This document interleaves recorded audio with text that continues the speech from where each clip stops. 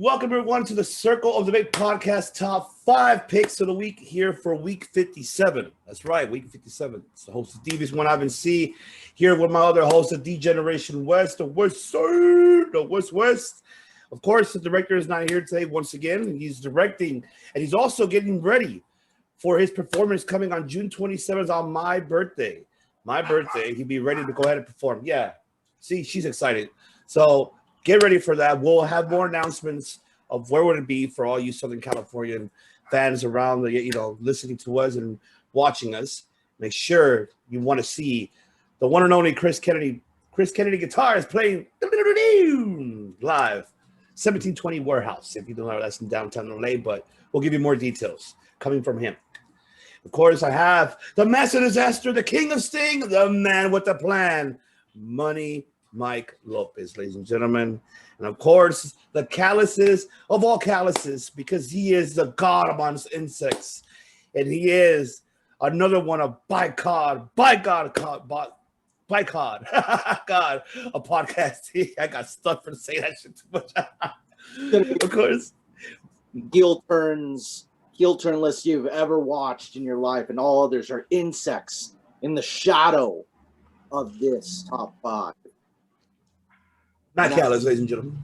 You can see my background. There's a reason why. When I was more of a mark, this is usually my reaction to heel turns. Why would you do that? I love it.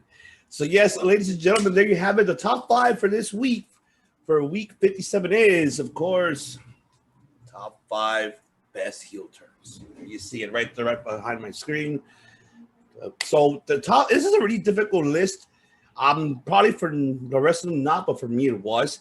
Obviously, of course, you had your childhood idols or your heroes that you had, besides Mike being the Great American Hero, formerly known as the Great American Hero. FKA, exactly.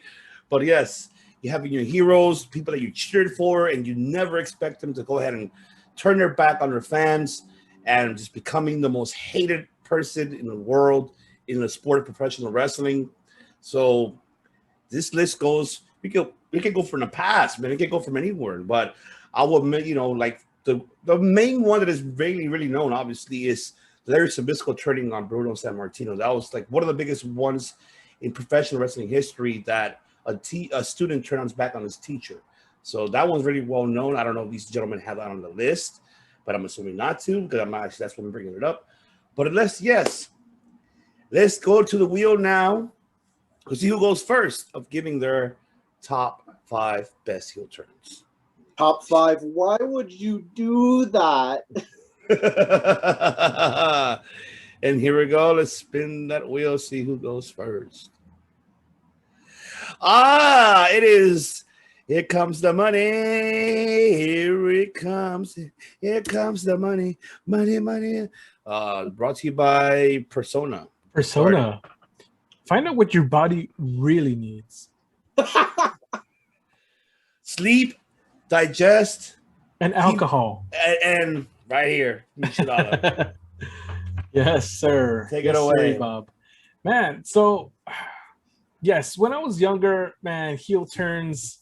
Oh my gosh, there was somewhere I was like, why would you do that, right, Matt? Do that. Why? That was the big question always. But here are my top 5. I'll start with this one, and arguably this could be higher on the list for sure. But Becky Lynch turning heel. Yes. So this heel turn did not last. However, it set in motion all the events that went on for her to main event WrestleMania. And, everything, it was just so organic, where the people wanted an edge for her, for Becky Lynch. And that heel turn right there, it just gave her so much momentum. And then the Nia Jax hit, that busted her nose, started making her bleed and whatnot, all that. It was a mix of all that. But really, the series of events started with the heel turn. She turned on Charlotte, And there you go. That And was, when was this? I believe, if I'm not mistaken, this was at SummerSlam, right? Yes. Yes. So the year escapes me. I believe it was 2018 You're right. or 17, either or. But yes. So that's my number 5. Number 4. Oh my gosh! To this day, I still feel this one to the core, man. And this is the old Stone Cold turning on WWF and joining the Alliance. Oh, I Oh love that my one. Yes, gosh! that one never hurt. That I was so hyped up. You want to hype me up? Play me that video of Stone Cold coming out on Monday Night Raw, stunning the Alliance, stunner after stunner. That just gets me hyped up. And what ended up happening? It was all just a ruse. He ended up turning on WWF, and you know the rest. But man, when that happened, he kicked Kurt Angle. Man, it was so effective of a heel turn that's when I started becoming a Kurt Angle fan. That's what set that in motion. And yes, so it all started with Stone Cold turning heel. Milkomania. Yeah, there you go. Number 3. That's right. Number 3 is Hogan at Bash at the Beach, 1996. Yes, man, the third man. Who was the third man? And in wrestling, we're used to, a surprise is coming, and most of the time it doesn't live up to the hype. But this one surpassed it, and this one kept us up at night. Like, how? Why would you do that, Hulk? Why? Why? My Why? goodness. Why? And the thing also is that trash filled the ring.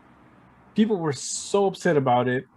People tried to run into the ring and got their asses kicked by Nash and Hall. Hogan didn't even touch the guy. It was all Hall and Nash. The stable had barely started a few minutes ago, and we already got a glimpse of it right there. So yeah, awesome stuff there. Number 2 is Shawn Michaels at the barbershop with Marty Jannetty, which is the thumbnail for today's episode. Yes. Yeah, man, the Rockers, it seemed that they had run their course. It was time for one to become a star and a legend, and another to not, right? So, Shawn Michaels, when that super kick was delivered, it was just it was, there's more significance in that, than just the heel turn itself. It was him going off on his own and starting a legendary run, and it all started there, barbershop. Number 1, he could be the biggest heel ever, really. Mr. McMahon. Brett screwed Brett. He did not, at least as far as I know, he did not plan on becoming a heel, an on-screen character, but yet he is exactly what we needed, what Austin needed at the right time. Yeah, Yes. I definitely agree. I think, this was the whole fruition of the creation of Vince McMahon. So I'm happy about it. Yes, absolutely. Thank you. And 2 honorable mentions. Not necessarily the greatest heel turns, but ones that I felt, And the first being Stephanie McMahon turns on Vince and joins Triple H. Armageddon, right? Armageddon, What? Yes, 2000. 2000. Yes. Or no, 1999, my bad. Oh, 99, okay. And yes, she gave that smirk like, yep, we got him. And it set forth so many things backstage and on screen. So, that one definitely. I remember everybody at school, I was in middle school at the time, and it was the news. It was the gossip, right, or whatever. Oh my God, did you watch what happened and stuff like that? So that's when you know you have something. And number one, I mean, sorry, oops, wrong. Second honorable mention. Second honorable mention. I did it for The Rock. Why, Rikishi? Why? He did it for The Rock. Now, not necessarily the best heel turn, as I said, but one that definitely surprised me. And I compare it to, in a sense, I compare it to Who Shot Mr. Burns, where it's a mystery, right? It's an ongoing mystery that has been happening. And honestly, I feel like something like that should happen again, where something happens and it takes almost a year for the mystery to be solved. I feel like something like that could definitely boost ratings nowadays. But yeah, Rikishi, he ended up running over Stone Cold, and yeah, that was that. So that's my list. Wow, I love it. I totally forgot about the Stephanie one. I forgot about that one, and the Austin one going to the Alliance. Oh my God, Yes, that did hurt. Oh man, love it. Incredible list, Money Mike. All right, let's go to the wheel to see who is next. Who's next? You're next. Nah, I don't know. We'll find out. It's me. It's me. Okay. It's DDP. Mm-hmm. Twice you have to follow it with that. That's right. Dude, this list for me goes based upon there's obviously a couple of them that really got to me, and the ones that I think that brought a lot of history. And of course, I went back and recapped them and went to see them and enjoy them again. And I actually did enjoy it because when I was a teenager, as a child and teenager, I did go back to the archives, did go back to the golden era to see, I did enjoy the golden era very much. I kind of grew up with it as well, besides the attitude era, but I grew up with the golden era. I started watching when I was 7 years old, 5, 6, 7 years old, professional wrestling. Of course, it sticks to my mind. It's still like reminiscence. So my number 5, the one that I felt that shocked the world and it shocked especially us, but it was a historic night because of this feud that began, was Andre the Giant turning on Hulk Hogan. That was on Piper's Pit, and that was January 26, 1987, when Bobby the Brain Heenan said, "Oh, I got someone for you, buddy. Someone who's going to take away that WWF championship," and he brings in Andre the Giant. Hogan's eyes and his jaw dropped. "Why, brother? Why did you do it, brother? Andre, why, brother?" Rips the chain off, bloody up. So yeah, that created the greatest spectacle in sports entertainment. I hate to use that word, but in professional wrestling in reality. And that was WrestleMania 3, where the first time ever over 93,000 people in attendance to see Hulk Hogan body slam on the Giant. But yeah, the feud continue on obviously after that, WrestleMania 4 and then Saturday Night Main Event, but so on. But yes, this was a shocker because Andre was a lovable guy. Even if you go back to WrestleMania 1, his feud with Big John Studd, his feud with Jake the Snake, and when he was a face. So it was shocking to see, a big lovable human giant turning on the whole world. It's number 4. This is the one that I believe kind of got everybody and extremely everybody upset, especially when it comes to patriotism, and people don't mess around with patriotism, and that is when the debut of Sergeant Slaughter in the WWF turning on the United States, and that was in August 1990 when during the Gulf War time. That was when he joined. Yes, why did you do it, Slaughter? No, he was.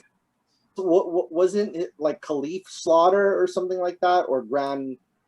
It was something. He had a like Islamic title that he gave him. The Sheikh Slaughter or something like that, and he was wearing the robe. Mm-hmm. Yeah. I remember that. Man, Sergeant was hated. But this turned out to be the reason why, because obviously to set up the feud between Hogan and Slaughter at WrestleMania 7 that happened here in Los Angeles.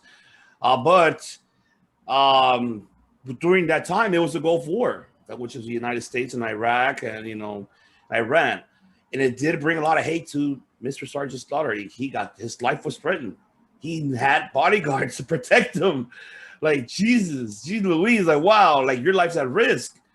There was one time that there was a bomb threat at his home and he had to leave. So it was like, wow, it was exactly. But this did hurt America. And Vince does not give a shit. He's Mr. Controversial. That's why, hey, pal, let's do it. Let's mess around with the Americans. Let's make you the Iraqi. Ha ha. All right. There you go.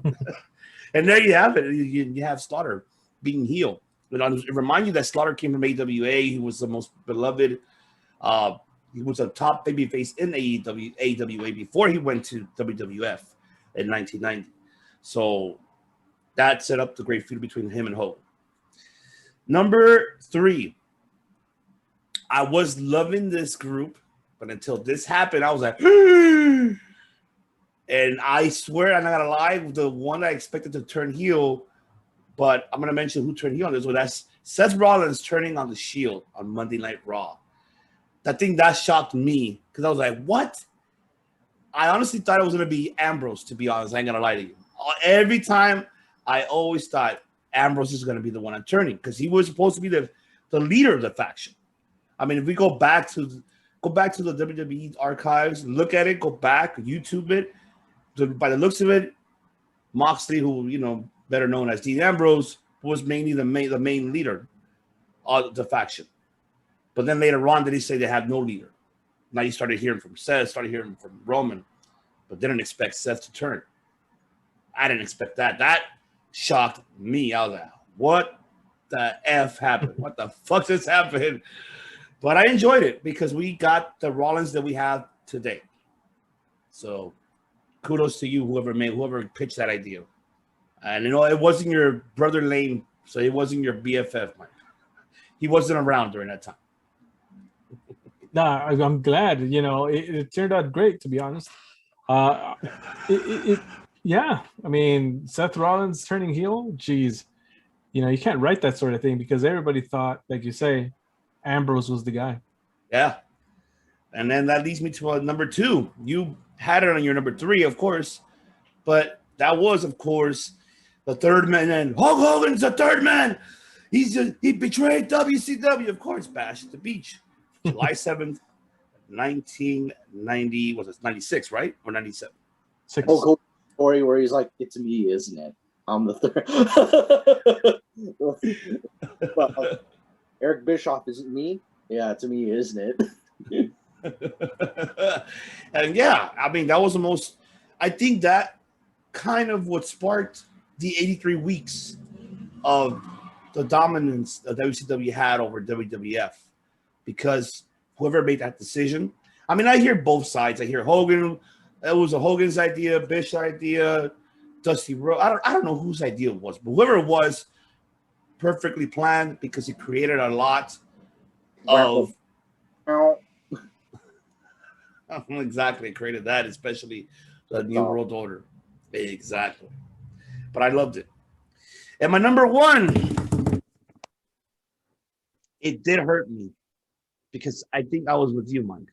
I was fucking pissed off. I was pissed when Stone Cold Steve Austin sold his soul to the devil, to Vince, Sid Kennedy, McMahon. I was fucking pissed. I was mad. And why? Why, Austin? Why? That's the why that got to me in my heart. Like, this heart was broken after all this long feud that you had with Vince McMahon, the greatest feud for me of all time, for Stone Cold. And just to see that happening, I'm like, you son of a bitch. Why did you do it? Why, Austin? and it turned out to be one of the, I guess you could say, greatest turns in the Attitude Era that nobody expected coming out of Austin. No one did. And If you think I'm wrong, comment below on this video. But this one did hurt. It hurt me as a teenager. It hurt Mike. I'm pretty sure. I was with you, right, when you watched it. No, actually, Oh, I saw that one at the bar after. No, not at the bar. No drinking at during ninth grade. But no, I actually rented back. Yes, kids, there was something called VHS, and I would go to the video store and rent a lot of pay-per-views. And I waited 3 months after it happened to watch it, and yeah, so I was heartbroken as well, for sure. Oh man, were you mad? I know you were heartbroken. Were you? I wasn't following it as much back then, because I kind of missed out on the storyline. Because I started watching kind of like right at the beginning of the invasion storyline, like regularly on my own, you know. But whenever I watched it with my best friend Adrian, it was like when Mankind was still around, just kind of when I was, you know, I remember like the one thing I watched was Cactus Jack is back, you know. I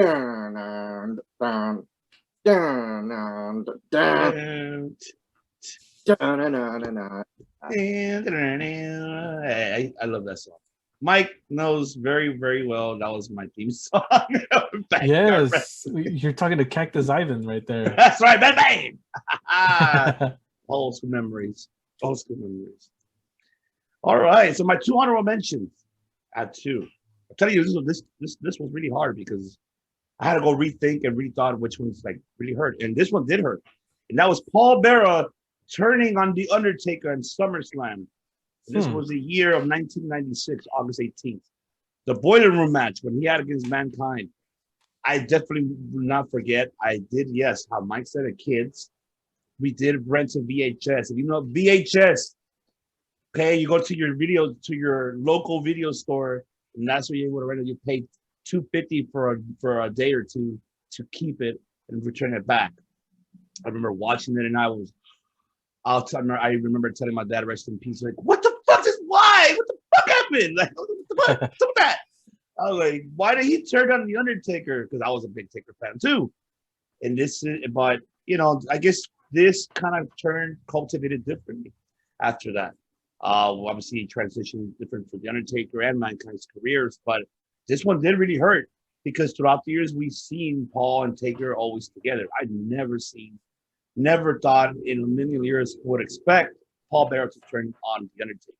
Because from there, I'm like, me as a kid, you know, I still didn't know, you know, obviously, not gonna use that word, but what about the urn? Who's gonna give him the power now? Like, is he dead? Like, you know, just that's all my mind that it was when I was a child.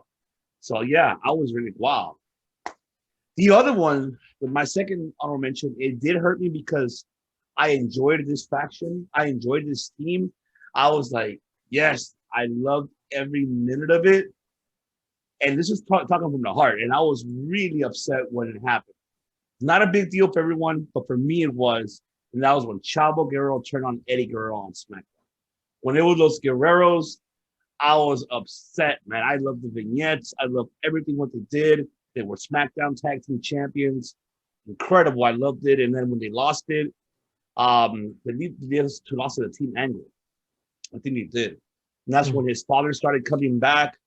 And then that's when Chavo, I think they had a rematch, and that's when Chavo turned on Eddie and left him in the ring. And then that's how their feud started. It started with the Rumble. And then that was a great storyline, by the way. I mean, people, you go back and look at that feud, because Eddie did not touch Chavo at all. Not until it was the Royal Rumble, and he finally got his hands on him. Like, he's like, that's my family, my blood. I don't want to hurt him. I'm not gonna say that was the first ever family feud. I mean, there's so many that there were so many prior before, but this one did kind of hurt. I was like, hell, like, these guys could be unbeatable, you know. Eddie was a U.S. champion and tag champion. Chavo could have been a cruiserweight and a tag. That would have been great to see, but I guess it turned Chavo heel, and in this one, I did not expect. But yes, ladies and gentlemen, that is my list. So those are came from the heart. Why would you do that? Why would you do that? And of course, we save the best for last, because he's the podcasting of all insects. That's right. You guys think I should do the top 5 as Don Callis the entire time? Please. By all means. Well, of course, recent times have actually shown us, of course, that there have been plenty of great heel turns in recent times. And here's a very recent heel turn that I will tell you about. It's when Will Ospreay betrayed Kazuchika Okada. And I thought that was the funniest one. Obviously, I found it so funny because of how just how Okada was just laying on the floor, just kind of face down. He's like face down like he's planking. And then Will Ospreay gets on top of him and he's like, fuck you! Fuck you!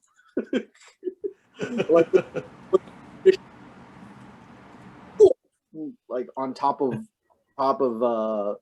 Kazuchika Okada. And like it was a good heel turn. Like Will Ospreay really established him on his own. So that's my number 5, but just that fuck you. Like that deep, Cagney British accent, to Okada. So all right. So number 4, it's, I know this was mentioned. I'm gonna have these two be back to back, but Stone Cold stunning The Rock and siding with Vince McMahon as my number 4. I know that was WrestleMania, of course. So that was 17. Yep. And I guess it's like corporate Stone Cold or pro Vince Stone Cold. This was before Power Trip, right? Or this was like right before. Yeah, right before Power Trip happened as the tag team.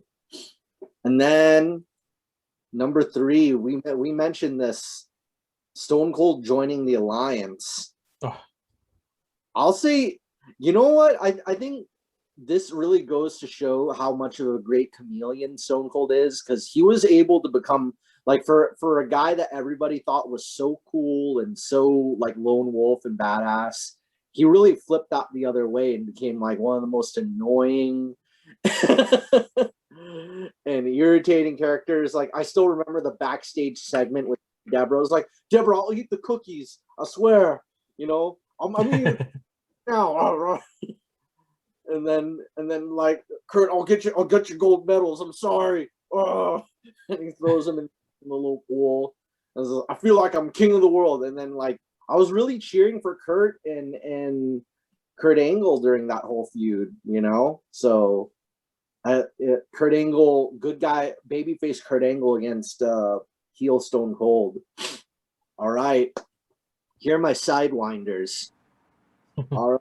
Number 2, I got a Sidewinder missile here. Uh-oh. Got a Sidewinder missile coming in. And this is the Rock and Roll Express turning heel and joining the heel faction Sports Entertainment Extreme in TNA. I thought that was the most unexpected thing, because like Sports Entertainment Extreme, SEX, they're like a young, sexy faction with like young Christopher Daniels and a lot of young guys in that group. But out of nowhere, Rock and Roll Express is like, I think it's time for a change. I'm like, what? And they have like a fire extinguisher. Like, when I was watching that, I was thinking, dang, anything's possible in wrestling. These old guys joining the young heel faction. Thought that was so crazy. All right, guys. I'm ready for number 1. This is all right. Here we go. All right. Do it as done. Finally, The Rock has come back to see you all pay appreciation to The Rock. Wait, so that was, if I'm not mistaken, 2003. No, Yeah. 2000. Was it 2002? Yeah, Hollywood Rock. Yeah. He was in Seattle and was like, to see all you. And I thought that was like, the funniest, he was having nothing but a good time being a heel, just all like goofy. Hey, the Scorpion King does not have a tiny ding-a-ling, I always remember him calling the Hurricane the Hamburglar. Remember that? I love that one. That was like hilarious. one of my favorites, like feuds of him and of course the Hurricane. I loved it. Like, what are you gonna do? Beat me up? You gonna go get Gremlins? When Hurricane showed up to interrupt the rock concert, like get him, get his ass out of here, stick chicken McNuggets up his ass. People say like is dead. I send them a video of the rock concert. Johnson is very much alive, and he could play a pretty mean guitar, I gotta say. Sure did. So I'll just send them videos of the Rock singing and playing guitar. It's like, I'm very much alive if you smell what I'm cooking. So that's my number one. I got really good honorable mentions here. All right. So honorable mention, here's another recent one. Kenta betraying Katsuyori Shibata to join during the G1 climax and joining Bullet Club. People actually didn't really see that one coming. In Japan, it's very traditional. They protect kayfabe a lot more. So everybody was booing Kenta like crazy. And Kenta was having the time of his life, walking to the G1 climax finals, like walking with Jay White to the ring wearing his Bullet Club shirt, and Tama Tonga pointing to him. That's our boy right there. That's our boy right there. Look at our boy. Yeah. That's our boy right there.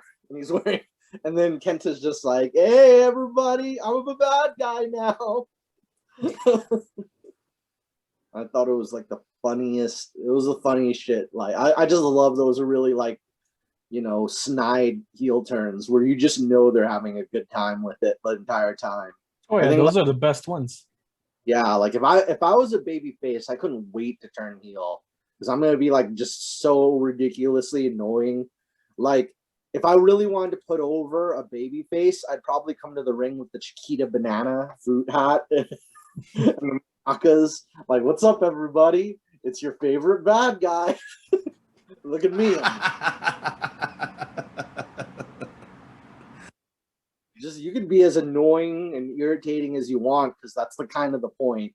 I mean, cool heel is cool, but you might as well be a cool baby face or a tweener. So you get to really be, the whole thing was like, what was it? Aaron Stevens.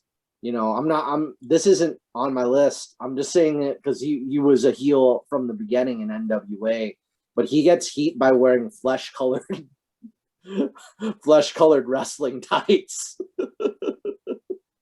Oh my God. Okay. So my number one honorable mention, Prince Devitt turning on Taiguchi to form the Bullet Club. That's my number one of my honorable mentions. This one heel turn was like not just the shot heard around the world, but this probably, like, if it wasn't for this, you wouldn't see those Bullet Club shirts everywhere. This is the founding of the Bullet Club. Prince Devitt turning on Taiguchi. That's lightning in a bottle, and then Bad Luck Fale and Machine Gun Carl Anderson. I think, and the name came from, for those who don't know, the Bullet Club comes from because it's Machine Gun Carl Anderson, and then Prince Devitt. We now know him as Finn Balor. One of his monikers was the Straight Shooter. The Straight Shooter, and the more you know. The Bullet Club. And his other moniker was like the real rock and roller. Prince Devitt. So, and then of course we had Bad Luck Fale, Tama Tonga, Machine Gun Carl Anderson, and Doc Gallows, and of course Prince Devitt, Finn Balor. Those original five, and I think they were standing over Taiguchi, beating him up. So that was like that heel turn really created an entire era that we still in today. You know, all the top guys in so many different companies are ex-Bullet Club members or current ones. So Absolutely, absolutely. You know what? And you're on point. This is why here at Circle Debate, ladies and gentlemen, it's not only just podcasting; it's educational as well for Yes. everyone who doesn't know. Matt just gave you an education of how the Bullet Club was formed. He literally just laid down for it. Yes, I do remember that. Go back to the archives of New Japan, ladies and gentlemen, and go back and see that. Prince Devin Fimbala turning on Taiguchi and becoming, forming the Bullet Club. That was incredible. And of course, the one Kenta on Shibata, everybody was scared with Shibata because Shibata is not an in-ring performer because he's retired. Yeah, he's retired from a severe injury. So the whole, like that entire Budokan in Japan, everybody was screaming at the top of their lungs when they saw Shibata do a drop kick on Kenta. It's that same drop kick Kenta did to John Moxley on Dynamite, like we saw a few weeks ago. That same they pioneered that drop kick, that bent leg drop kick that just looks so cool. You know, if I was a wrestler, I'd want that drop kick in my arsenal. I agree. I would have wanted to. But yeah, everybody was scared for Shibata. I was like, oh shit.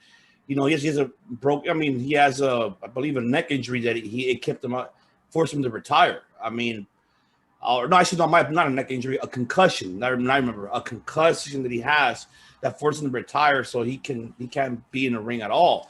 That was really shocked me. I was like, oh shit. He's actually taking a drop kick. He's actually taking a beating in the head. You know, so he gave to Okada during the G1, which I recommend. A lot of people consider that one of the best New Japan matches of all time. Kazuchika Okada versus Katsuyori Shibata. Those are real headbutts. And he was hard way bleeding. It's a very brutal match. But I'll say this, never say never. We saw Christian come back. We saw Edge come back. We saw Daniel Bryan come back.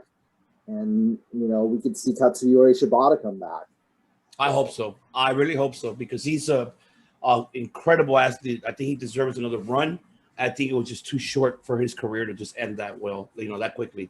But he's a great coach for all you guys who want to become professional wrestlers. Come to the dojo here in New Japan, LA dojo. He is the head coach, Coach Shibata, Sensei Shibata. So make sure he definitely knows how to give you the best knowledge of Japanese strong style because of that. Man, what a list! Everybody's list was so phenomenal, man. I'm saying it phenomenal. I loved it. Yes, fantastic job, man. I love it, man. Matt, why would you do that? Why would you do that? Oh my God, ladies and gentlemen. Now let's go to the wheel. The wheel of picks to see what is the next one for week 58. Let's find that out. Here we go. Spin that wheel. All right, come on. Best cage matches. Oh, okay. Yeah. This is going to be good. A lot of talent right there. All right. So how you guys want to do this one? Top 5 cruiserweights? Yeah. Of course. You know what, Ivan? I say this isn't a spoiler at all, but just for those who don't know who he is, he should be on everybody's list. Jushin Thunder Liger. That's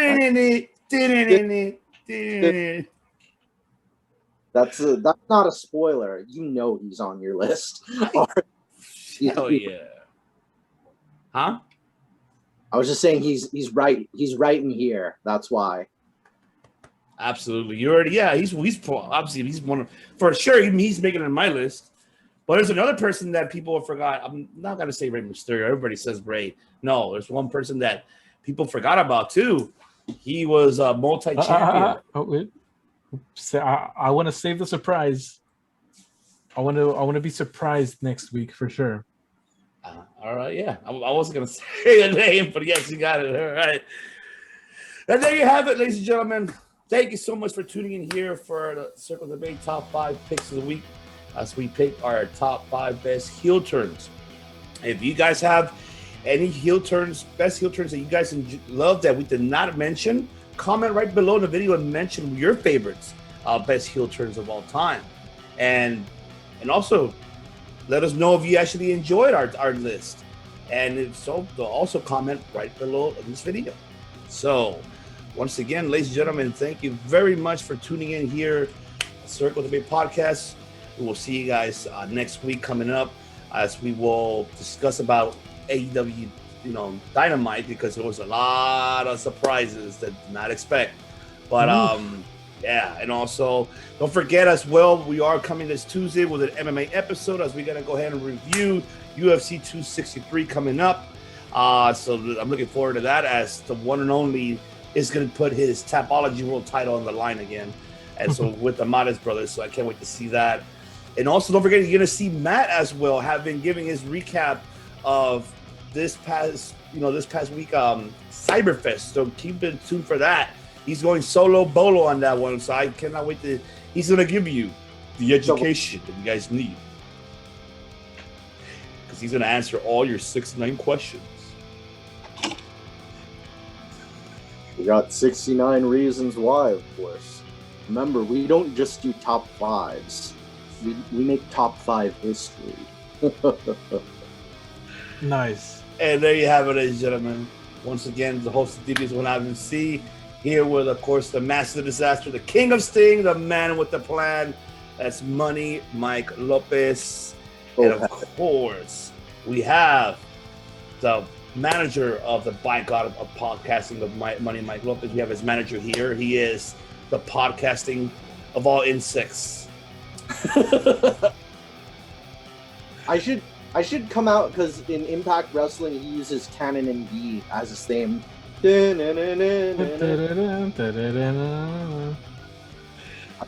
like whenever I show up, I should just play that and be like, ha! And he has like an ant hive, like an ant hill, as his Titantron. You should have that as your background next time. By God, insect. MGC Matt Cat, ladies and gentlemen. So on that note, I'm gonna let, of course, actually before I let Matt close it up here, enjoy your Sunday, ladies and gentlemen. But yes, Matt Callis, let the people close it out here. Tell them what we do here at Circle Debate. Say the line. Well, of course, the line definitely needs to be said because we have to remind the people. You have to come with an empty cup. Come with an empty cup to learn what we're about to show you. Because we don't just make podcasts here. We make history. Don't be a Stamford Stooge now. Good night, everybody. Good day, everybody.